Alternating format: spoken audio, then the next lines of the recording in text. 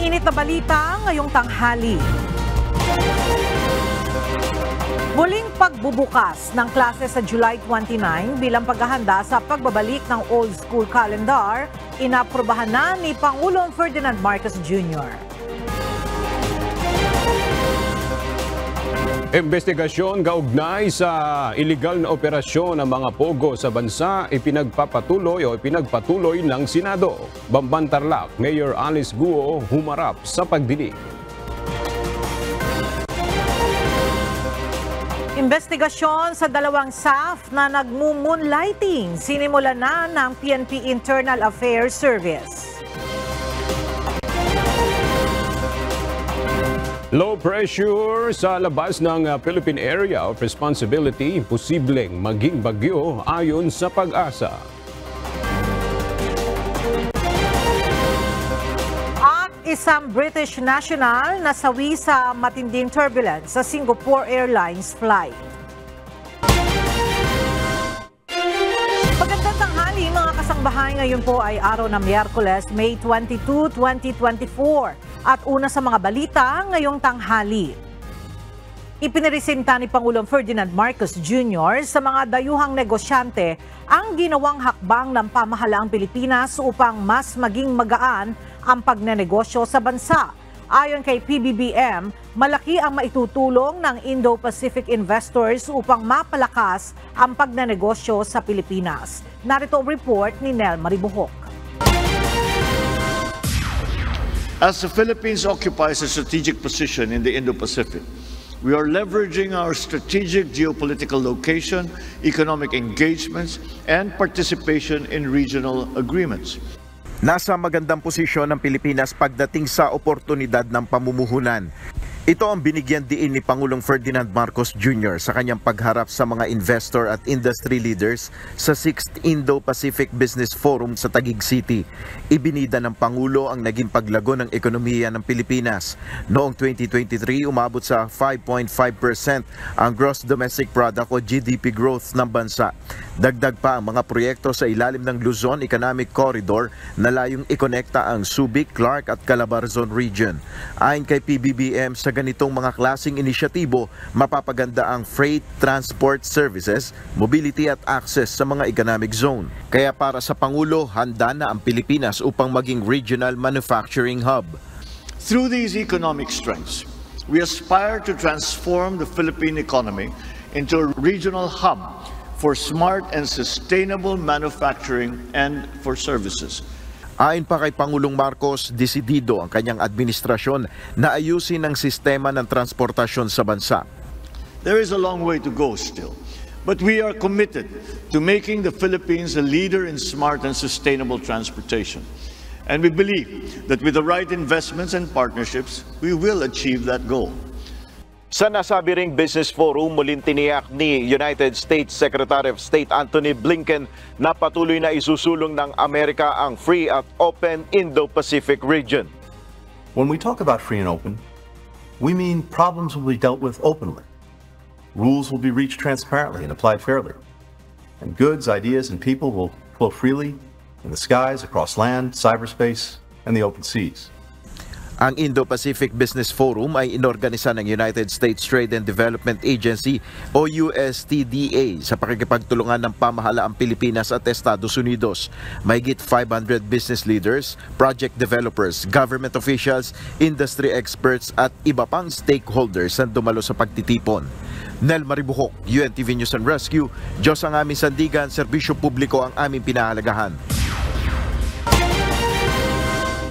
Wala pa ang iniuutos si Pangulong Ferdinand Marcos Jr. ukol sa investigasyon sa umano'y wiretapping ng Chinese Embassy personnel. Ito ay may kaugnayan sa umano'y pag-uusap kasama ang isang opisyal ng Armed Forces of the Philippines ukol sa sinasabing New Model Agreement sa Ayungin Shoal sa West Philippine Sea. Ngunit ayon kay Foreign Affairs Secretary Enrique Manalo, handa namang umaksyon ang gobyerno ukol dito. No. I've not received any instructions. If we find any evidence, obviously we will take whatever action might be considered necessary. Kinuwestiyon ng ilang kongresista ang status quo policy na ipinatupad ng Duterte administration sa Ayungin Shoal. Ito ay matapos iginiit ni dating Executive Secretary Salvador Medialdea na ipinagpatuloy lang ng Administrasyong Duterte ang polisiya ng Aquino administration kaugnay ng BRP Sierra Madre. Ang detalye sa ulat ni Rosalie Coz. Dumating sa ikalawang pagdinig ng House Committee on National Security and Defense at Special Committee on the West Philippine Sea ang tatlong miyembro ng gabinete ni dating Pangulong Rodrigo Duterte. Pare-parehong itinanggi ni na dating Executive Secretary Salvador Medialdea, former Defense Secretary Delfin Lorenzana at former National Security Advisor Hermogenes Esperon ang umano'y gentleman's agreement sa West Philippine Sea. Ayon kay Medialdea, mayroong 8 opisyal na pagpupulong sa pagitan ni dating Pangulong Duterte at Chinese President Xi. Sa 2 meetings na naduluhan ni Medialdea, walang pinag-usapang gentleman's agreement. President Duterte, being a lawyer, knew fully well that it was foolhardy to enter into an agreement, especially a gentleman's agreement at that, with the President of the People's Republic of China on matters involving sovereign rights. Ganito rin ang pahayag ni Lorenzana at Esperon. Gayunman, kwestiyon ng ilang kongresista ang pagpapanatili ng status quo sa Ayungin Shoal kung saan nakasadsad ang BRP Sierra Madre. Ito ang barkong sinadsad sa Ayungin Shoal ng Philippine Navy noong 1999 upang magsilbing tirahan ng mga sundalo para bantayan ang ating teritoryo. Batay kay Medialdea, ipinagpatuloy lang ng Duterte administration ang dinatnang polisiya sa ilalim ng Aquino administration. May pangako umano si dating Defense Secretary Voltaire Gasmin sa Chinese Embassy noong 2013 na pagkain at tubig lang ang dadalhin ng Pilipinas sa BRP Sierra Madre. The status quo at the Ayungin Shoals where BRP Sierra Madre, a dilapidated warship which has served as a Philippine military outpost in a low elevation reef since 1999, was in a 2013 commitment of former Defense Secretary Gasmin to the Chinese Ambassador Ma Keqiang that he would only deliver food and water to the Marines stationed at the vessel. Yung arbitral ruling, nagdi-declare na atin yan. Di ba? Yes, sovereign yes. right. And therefore, being part of the sovereign right of the Philippines, we can do anything insofar as the BRP is concerned and not necessarily be covered and be bound by the so-called agreement between Gasmin and whoever is the Chinese official. Personally, for this representation, yung commitment, if any, first and foremost, in 2013, was premised on the fact na wala pa namang arbitration ruling.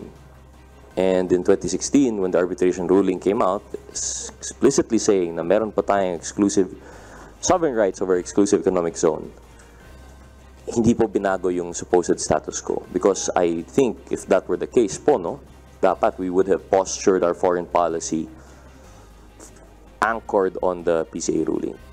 Batay naman kay dating Defense Chief Lorenzana, walang nabanggit sa kanya ang pinalitan niya sa pwestong si Gasmin, kaugnay ng umano'y kasunduan na tanging supply lang ng pagkain ang dadalhin sa BRP Sierra Madre. Inihayag din nitong nagsagawa ng pagkukumpuni sa barko noong taong 2021. But it is not true that we did not do some repairs because in 2021, that was the start of na binomba tayo ng water cannon ng China because they claim that we are bringing repair materials to Sierra Madre. The Chinese embassy is claiming that we are trying to strengthen the ship as a whole. But according to the Navy, which when I talked to them, ay nire-repair lang nila yung tulugan at tirahan ng ating detachment doon, which we did. Despite the protest of Ambassador Huang, we did the repairs. until I left office in 2022. So tuloy-tuloy yung repair na yon ng Navy. Dahil naman nabanggit sa pagdinig ang pangalan ni dating Defense Secretary Gasmin, iniimbitahan na rin ito sa pagdinig ng Joint House Panels. Maging si dating Presidential Spokesperson Harry Roque, inanyayahan na rin sa hearing dahil sa kanya nanggaling ang pahayag kaugnay ng sinasabing Gentleman's Agreement. Rosa Licoz, UNTV News and Rescue. Diyos ang aming sandigan, serbisyo publiko ang aming pinahahalagahan. Isang araw bago ang pagtatapos ng sesyon ng Kongreso, ilang panukalang batas ang inaprubahan na ng Kamara. Kabilang dito ang panukalang Universal Social Pension para sa senior citizens, gayon din ang panukalang amendahan ang Rice Tarification Law o RTL. Nagbabalik si Rosa Licoz. Isang araw bago ang adjournment ng sesyon ng Kongreso, inaprubahan ng Kamara ang panukalang nagsusulong ng Universal Social Pension para sa senior citizens.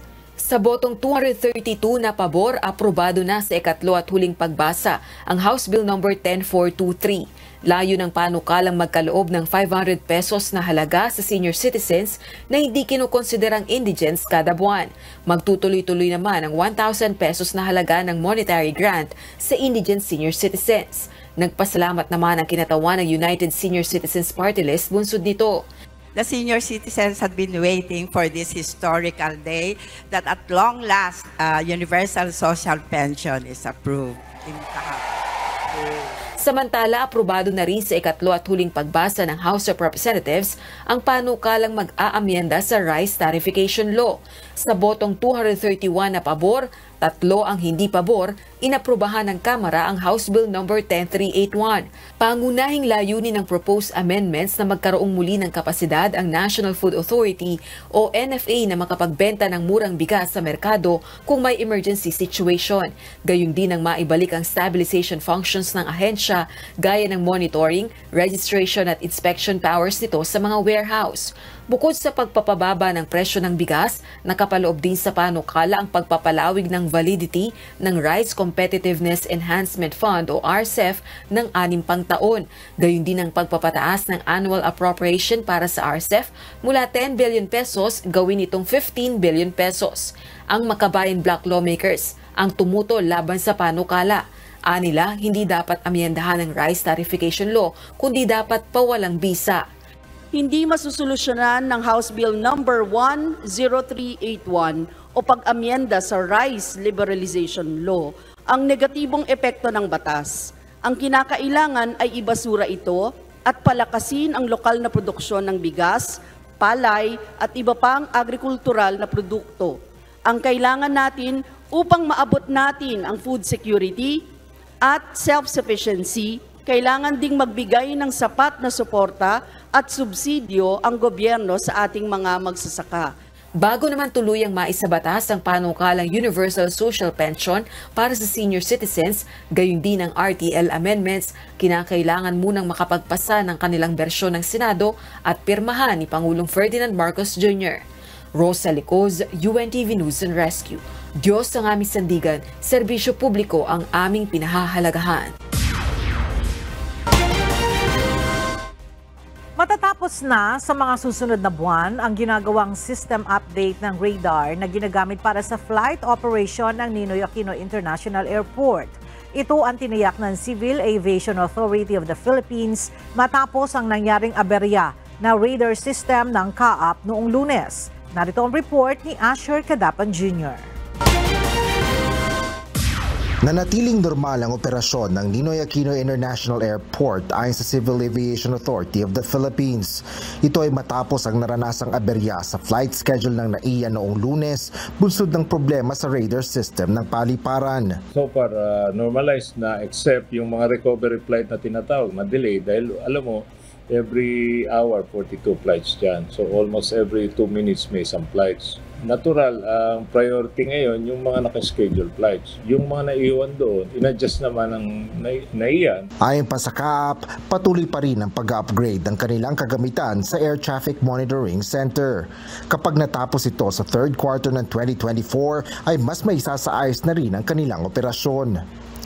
ang CAAPO is continuously doing yung update para at least siguro hopefully towards the end of the year wala na tayong isyong ganito at hindi na natin maranasan itong mga nangyaring inconvenientes sa paglipad sa mapaliparan. Humingi naman ng pasensya ang CAAP sa mga apektadong pasahero at binigyang diin na prioridad ng ahensya ang kaligtasan ng publiko. Asher Cadapan Jr., UNTV News and Rescue. Diyos ang aming sandigan, serbisyo publiko ang aming pinahalagahan. Inaasahang mag-uumpisa ang full operations ng Metro Manila Subway sa taong 2029 ayon sa Department of Transportation. Sa pahayag na inilabas ng DOTR, nasa 14% na ang physical progress ng proyekto. 8 local government units sa Metro Manila at 3 business districts ang saklaw ng 33-kilometer underground railway. Ang proyekto ay kasalukuyang nagkakahalaga ng 488.5 billion pesos kung saan 370.7 billion pesos dito ay mula sa Official Development Assistance ng JICA. Nagsagawa ng ceremonial distribution ng plaka ang Land Transportation Office o LTO sa mga Tricycle Operators and Drivers Association o TODA sa Quezon City. Nasa halos 3,000 mga plaka ng mga tricycle sa Quezon City ang backlog ng LTO. Mula sa Quezon City, alamin natin ang detalye kay JP Nunez live. JP, gaano katagal bago nakuha ng mga operator ng TODA yung kanilang mga plaka? Ella, kanina nakausap natin yung mga operator at tricycle driver. Meron doon na 10 taon o nung 2014 pa nila hindi nakuha yung plaka at meron ding 6 na taon bago nila nakuha yung plaka ngayong araw. Sa tagal umano nilang namamasada, temporary plate lang ang kanilang ginagamit sa tricycle.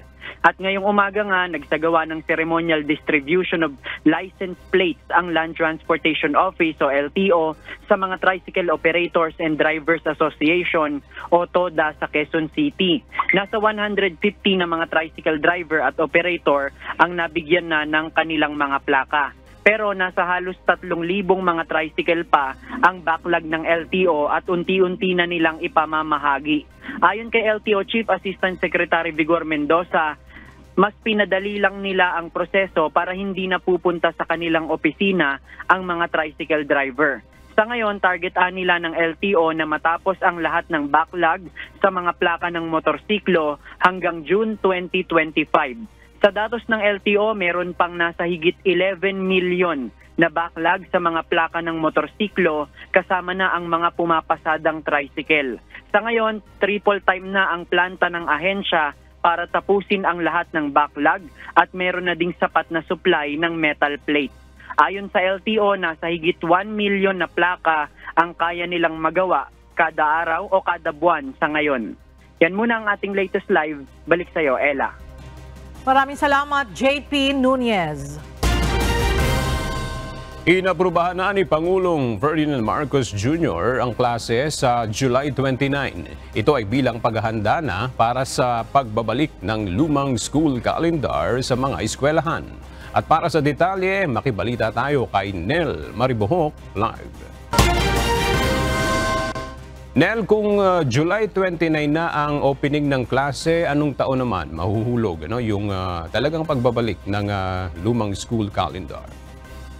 Yes, Taga, walang partikular na binanggit sa ipinadalang impormasyon ng Malacanang. Pero itong pagbubukas ng klase sa July 29 na magtatapos ang school calendar sa April 15, 2025 ay bahagi na ng transition period para sa pagbabalik ng lumang school calendar kung saan ang opening ng klase ay Hunyo at Marso naman nagtatapos ng susunod na taon. Ayon kay Pangulong Ferdinand Marcos Jr., ang hakbang na ito ng pamahalaan ay bilang pagtugon sa public concerns na ibalik na lumang school calendar. Sa pulong sa Malacanang kahapon, kasama si Vice President at Department of Education Secretary Sara Duterte, 2 opsyon ang ipiniresinta ni VP Sara kay Pangulong Marcos para sa school calendar shift. Ang unang opsyon, 180 days ang ipapasok ng mga estudyante kasama ang klase tuwing Sabado. Ang pangalawang opsyon, 165 school days ngunit walang Sabado na klase. Parehong magtatapos ang school year ng March 31, 2025. Ngunit tayo sa Pangulo, masyadong maikli ang 165 days school calendar na maaari niyang makompromiso ang pag-aaral ng mga bata. Ayaw rin ni PBBM na magkaroon ng pasok ang mga estudyante ng Sabado para lamang makumpleto ang 180-day school calendar. Bilang kompromiso, sa halip na magtapos ang pasok sa eskwelahan ng March 31, 2025, ay ginawa itong April 15, 2025 upang makumpleto ang 180 days na walang Sabado na pasok.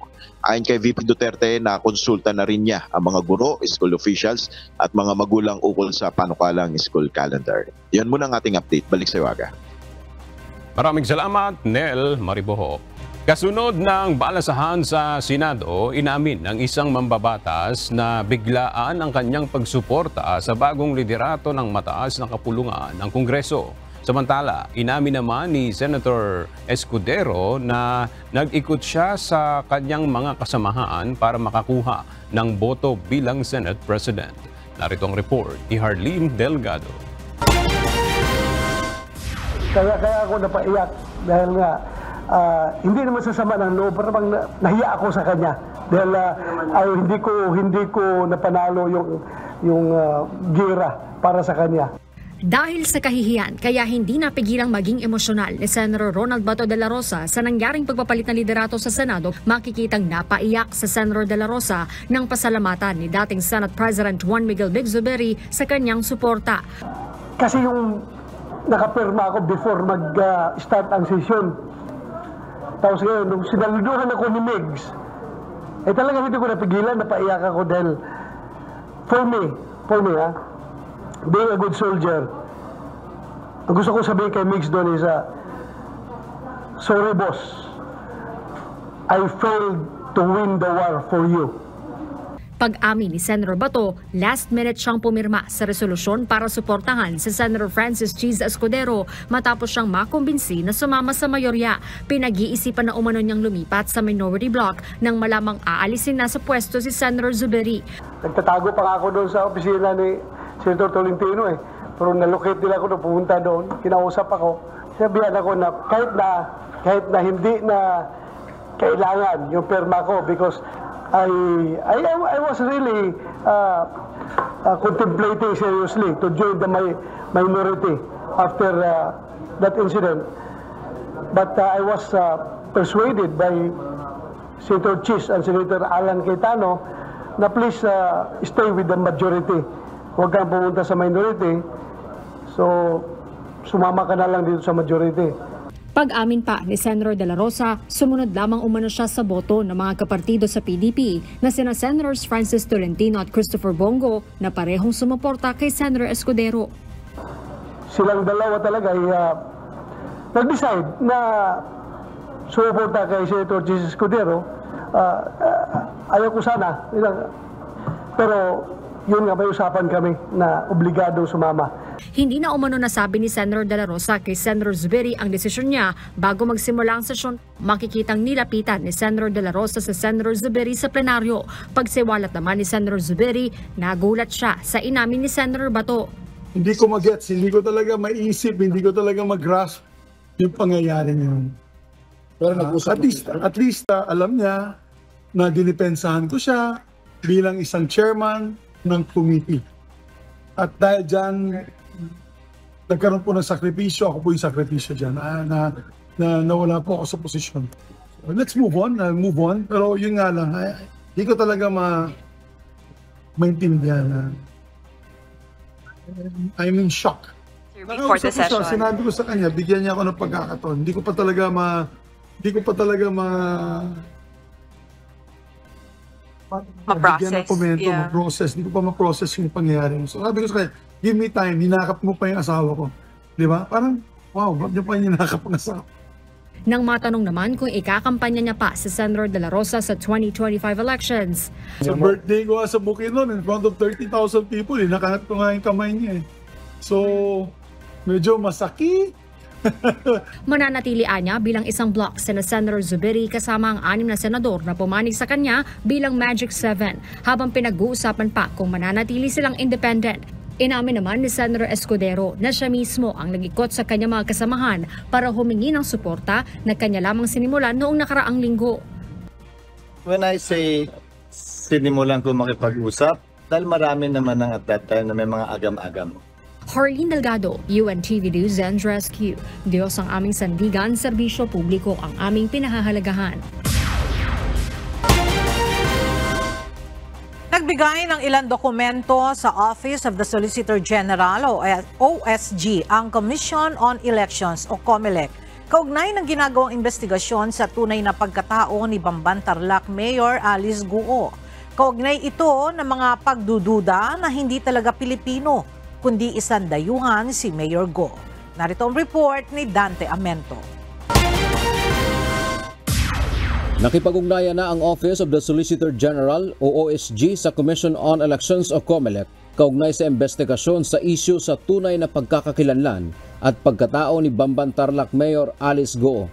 Ayon kay COMELEC Chairman George Erwin Garcia, nagbigay sila ng ilang dokumento sa OSG. Kabilang narito ang Certificate of Candidacy o COC noong nakaraang halalan, Statement of Contribution and Expenditure o SOSE at voter registration ni Mayor Guo. Sinabi ni Solicitor General Minardo Guevara na kumukuha sila ng mga kinakailangang impormasyon mula sa COMELEC, DILG, DepEd at iba pang ahensya na makatutulong sa ginagawa nilang fact-finding o investigasyon sa pamamagitan ng kanyang binuong special team ng solicitors. Dagdag pa ni Chairman Garcia, tungkulin nilang ibigay ang mga nasabing dokumento dahil ito ay public documents.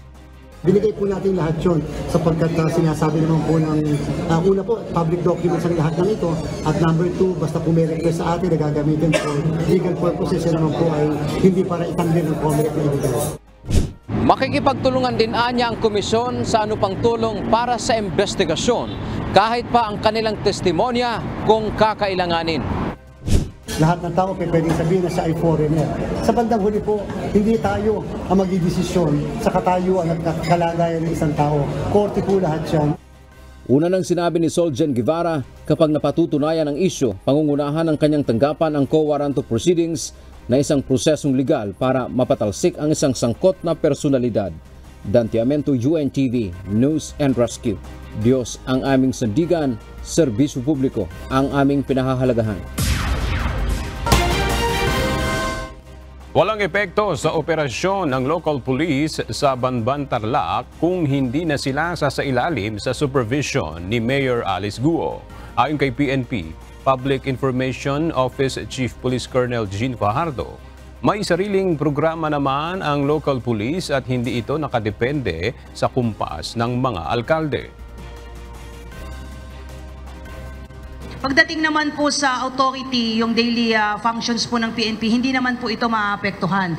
Kung sakali pong tuluyan na pong mawi-withdraw yung deputation from the NAPOLCOM po ni Mayor Guo po ng Bamban Tarlac because very clear naman po sa command line po ng ating PNP na yung ating pong mga municipal police station is taking orders from the provincial director and the provincial director is taking orders from the regional director.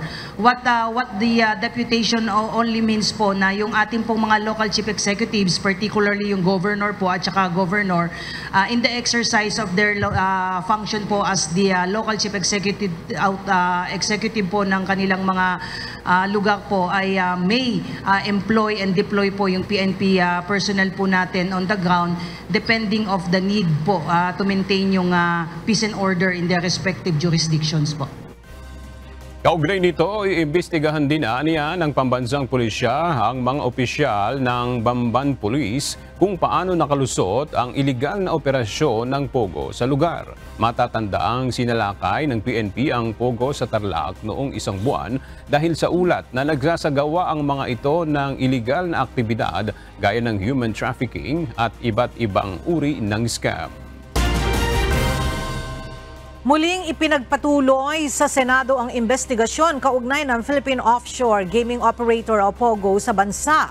Dito muling humarap si Bamban Tarlac Mayor Alice Guo kung saan muling kinuwestiyon ng mga mambabatas ang pagkatao ng alkalde. Mula sa Senado, may report si Harleen Delgado live. Harleen, ano na ang mga napag-usapan sa pagdinig dyan sa Senado? Ela, humingi nga ng paumanhin si Bamban Tarlac Mayor Alice Guo sa mga senador sa naging pagsagot nito sa nakaraang pagdinig ng Senado sa ikawalong pagdinig ng Senate Committee on Women, Children, Family Relations and Gender Equality kaugnay ng mga kinasasangkutang krimen ng mga pogo sa bansa. Sinabi ni Guo na nadala lamang umano siya ng takot kaya hindi nakasagot na maayos sa mga tanong ng mga senador. Po, hingi po ako ng pasensya po sa inyo nang hindi po ako nakasagot po nung nakaraan po ng hearing. Sorry po kay Sen Win din po. Medyo natakot po ako nung nakaraan kasi hindi po ako sanay na maraming pong tao, maraming pong cameras. Pasensya na po. Ngayong araw, muling binusisi ng mga senador ang pagkatao ng alkalde gaya ng totoong ina nito. Dito muling sinabi ni Guo na isang kasambahay noon ang kanyang ina na nagngangalang Amelia Leal batay sa kanyang birth certificate at hindi na rin umano niya nakilala o nakita ng personal. Pero question ng mga senador kung bakit nakalagay din sa birth certificate nito na kasal ang kanyang ina at ama. Don't use that word kasambay kasi pinagluloko mo lang kami. Nobody will believe you. You keep stating na kasambahay. Paano maging kasambahay yung nanay mo kung sila ay kasal ni papa mo? Maliban na lang kung si papa mo ay nagsisinungaling dito sa birth certificate. And what is the reason why would he lie? Yung birth certificate ko po, binigay po sa akin ng tatay ko nung hiningi ko po sa kanya. Ang nabasa ko po doon sa birth certificate ko po, nakalagay po doon, yung biological mother ko po ay housekeeper. At pasensya ka na, Sen Rafi. Ayaw ko po sisihin yung tatay ko. Mahal ko po ang tatay ko. Wala po tayong, madam, wag niyo pong ilalayo yung topic. Wala pong kaming sinisisi rito.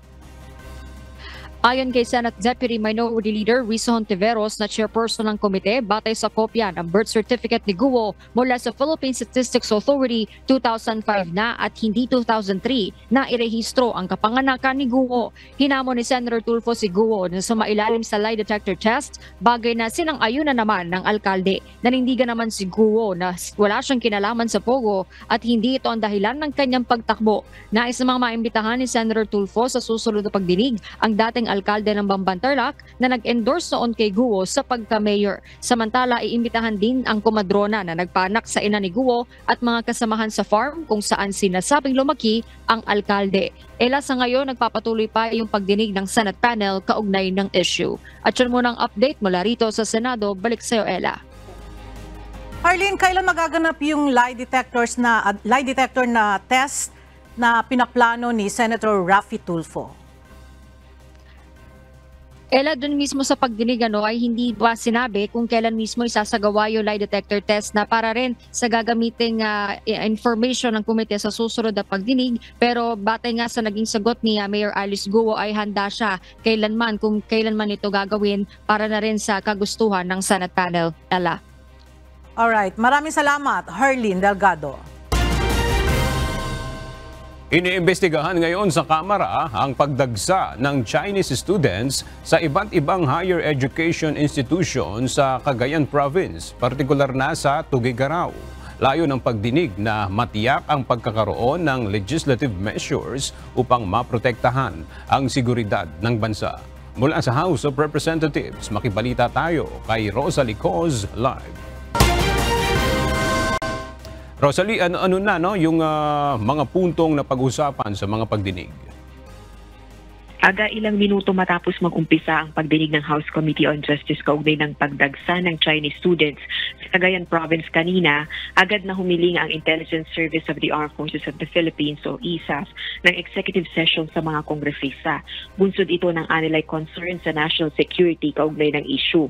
Pinaiimbitahan naman ng ilang kongresista ang ilang alkalde sa Cagayan Province, gayon din ang mga kinatawan ng mga universidad na sangkot sa issue.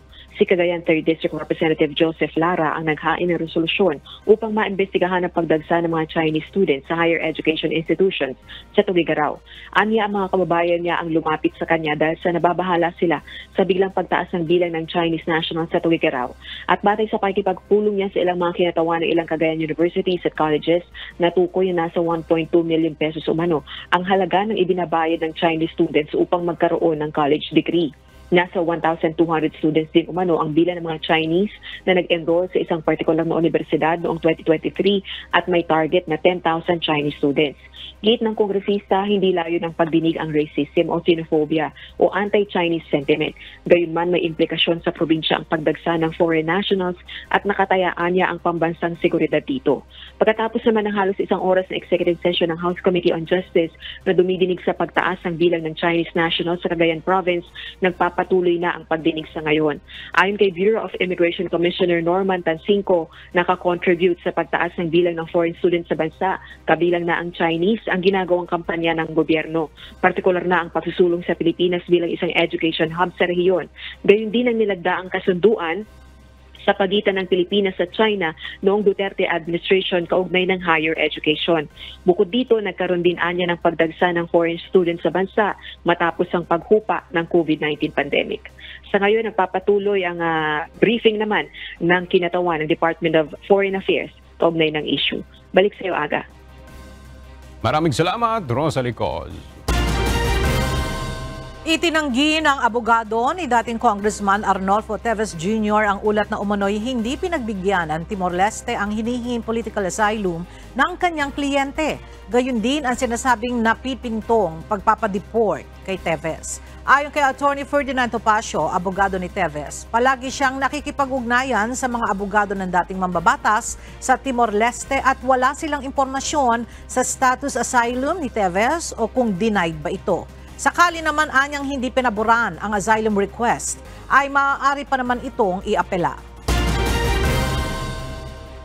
Handang magbigay ng seguridad ang Philippine National Police sakaling babalik na sa bansa si dating Congressman Arnolfo Teves. Ayon kay PNP, Public Information Office Chief Police Colonel Jean Fajardo, bagamat hindi sila ang lead agency para sa seguridad ng dating mambabatas, ay nakahanda silang tumulong.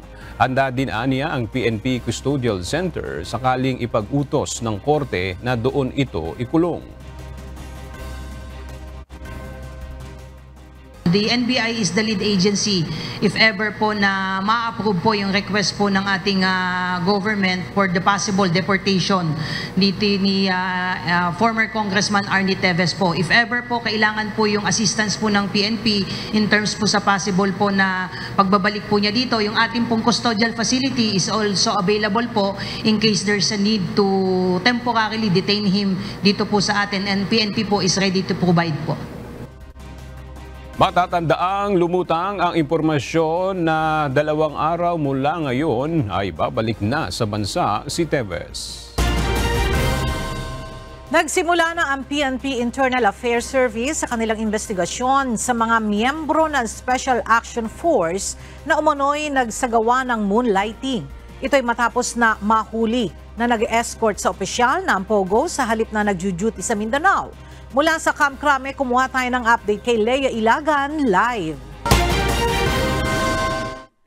Leia, ano ang detalye nitong isasagawang investigasyon dito sa 2 pulis na nahuling nagmumoonlighting? Magandang tanghali sa iyo, Ella. Gumugulong na nga ang investigasyon ng PNP Internal Affairs Service sa reklamong administratibo laban sa 2 miyembro ng Special Action Force na nahuling nagmumoonlighting. Sa mensahe na ipinadala ni IAS Inspector General Attorney Brigido Dulay, nagsimula na ang kanilang pre-charge investigation. Dito inaalam kung may probable cause ang reklamo bago isalang sa summary dismissal proceedings. Inaasahan namang matatapos ang proseso sa loob ng 30 araw. Samantala, Ella, kinumpirma din ng Philippine National Police na kumikita ng dagdag na pera bukod sa kanilang mga sweldo ang mga pulis sa ginagawang pag-moonlighting. Sinabi din ni PNP Chief Police General Romel Francisco Marbil na imposible ding hindi kasabwat ang mga immediate supervisor ng mga ito dahil sa halip ng Mindanao ay nasa Maynila ang mga ito para magbigay ng seguridad sa pribadong individual. Gayong hindi naman aniya trabaho ng SAF ang maging security escort. Kaya naman, 9 na opisyal at tauhan ng SAF ang inalis na sa pwesto habang gumugulong ang investigasyon. Ipinag-utos na din Ella ni General Marbil sa lahat ng commander sa ground at regional directors ang pagsasagawa naman ng accounting sa lahat ng kanilang mga tauhan upang masigurong nagre-report ang mga ito sa kanilang mga trabaho. Ella? Alright, maraming salamat, Leia Ilagan. Sa iba pang balita, binabantayan ng Pag-asa ang isang low-pressure area sa silangang bahagi ng Mindanao sa labas ng Philippine Area of Responsibility. Ayon sa pagtaya ng Pag-asa, maaring pumasok ang LPA sa PAR ngayong gabi o sa Huwebes ng umaga at posibleng makaapekto at maglandfall sa Bicol Region, Eastern Visayas area pagsapit ng Biyernes o Sabado. Ayon sa Pag-asa, sakaling pumasok sa PAR at maging ganap na bagyo, tatawagin itong agahon. Kapag nagkataon, ito ang kauna-unahang bagyo sa bansa ngayong taon. Samantala, bagamat nadadalas na ang mga pag-ulan sa ilang bahagi ng bansa gaya sa Metro Manila, nilinaw ng Pag-asa na hindi pa talaga opisyal na nagsisimula ang panahon ng tag-ulan. Una nang sinabi ng State Weather Bureau na nasa 13 hanggang 16 na bagyo ang maaaring pumasok sa bansa ngayong 2024.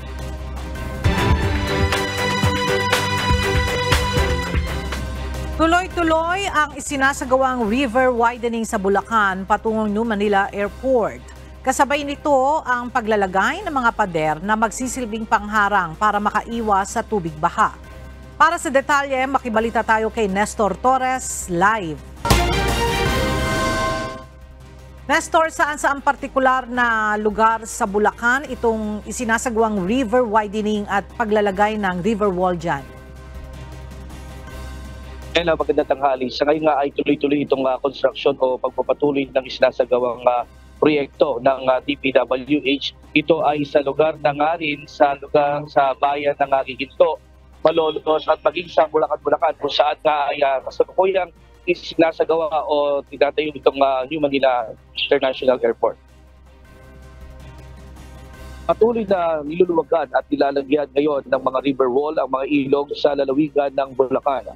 Kalinsabay ito ng proyekto ng Department of Public Works and Highway o DPWH sa construction, improvement of slope protection structures and waterways. Sa Barangay Mambog, Malolos, Bulacan, nasa 71 milyon ang pondo ng DPWH na inilaan kung saan target nila na matapos ang halos 200 meters na ginagawa sa nasabing barangay. Bukod pa rito, ang mga kalapit na bayan at barangay. Ang kagandahan nito bago pa maitayo ang New Manila International Airport sa probinsya ay nakahanda na ang mga barangay sakali mang may biglang bagyo at kalamidad ay magsisilbi itong pangharang at proteksyon sa mga residente, sa mga kabahayan, partikular sa mga bahaing lugar sa probinsya.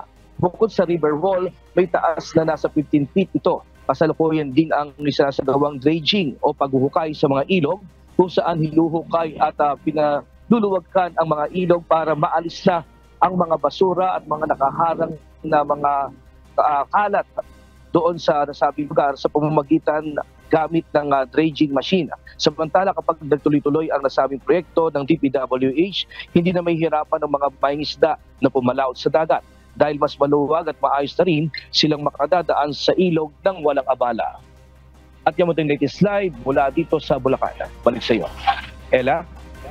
Maraming salamat, Nestor Torres.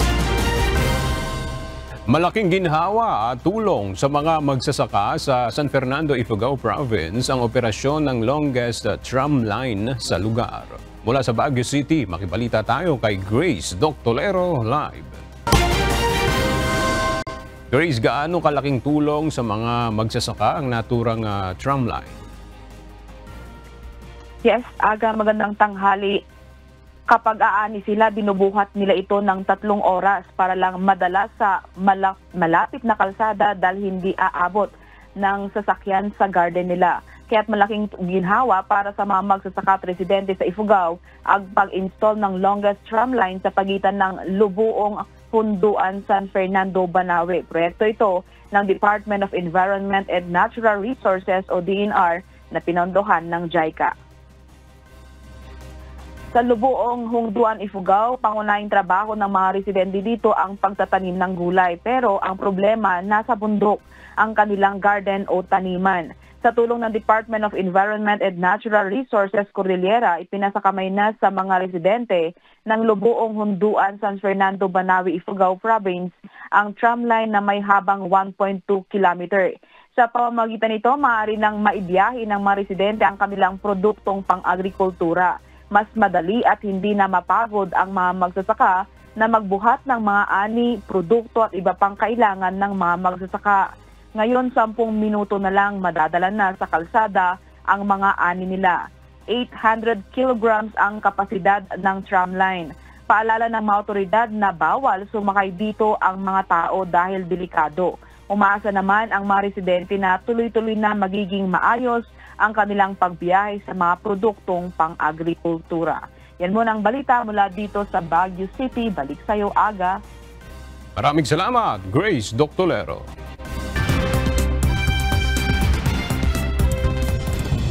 Isang British na lalaki ang nasawi sa matinding turbulence sa isang Singapore Airlines flight na biyaheng London patungong Singapore. Batay sa ulat, bumulusok ng 6,000 talampakan. Sa loob lang ng 3 minuto ang eroplano habang nasa ibabaw ng Indian Ocean. Pinangalanan naman ang casualty na si Jack Kitchen, 73 taong gulang na pinaghihinalaang binawian ng buhay dahil sa atake sa puso. 7 iba pa ang nasa kritikal ang kondisyon samantalang ilang dosena ang sugatan. Lula ng flight ang 18 cabin crew at 211 pasahero, kabilang na ang 5 Pilipino. Humingi naman ng paumanhin ang Singapore Airlines dahil sa traumatic na pangyayari. Inaasahang dumating sa Haiti ang Kenyan Special Forces Police upang tumulong na sugpuin ang gang violence sa bansa. Nagbabala ang Estados Unidos sa posibleng pagkalugmok ng Caribbean country dahil sa tumitinding karahasan. Nitong Lunes nang dumating sa Port-au-Prince ang isang advance group ng Kenyan officers. Samantala, nasa 1,000 Kenyan agents ang bahagi ng misyon, gayon din ang mga officer mula sa Chile, Jamaica, Grenada at iba pa.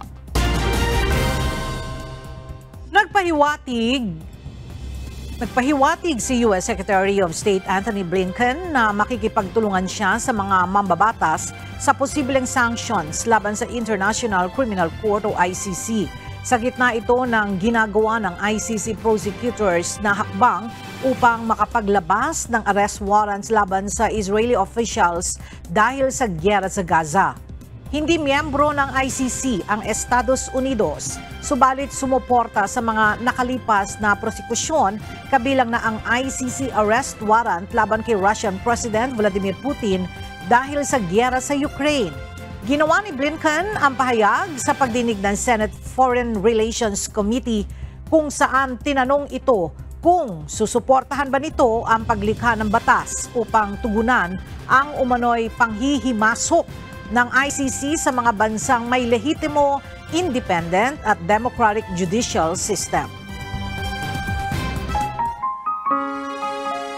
At sa ating pong iiwang mga salita ng Diyos na ating sandigan mula sa Aklat ng Kawikaan, Kapitulo 10, versikulo 23 na nagsasabi, "Isang paglilibang sa mangmang ang paggawa ng kasamaan at gayon ang karunungan sa taong nag-uunawa."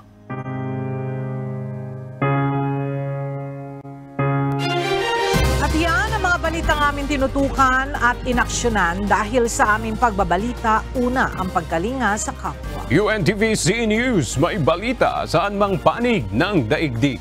At dito sa UNTV, Diyos ang aming sandigan, serbisyo publiko ang aming pinahahalagahan. Magandang tanghali.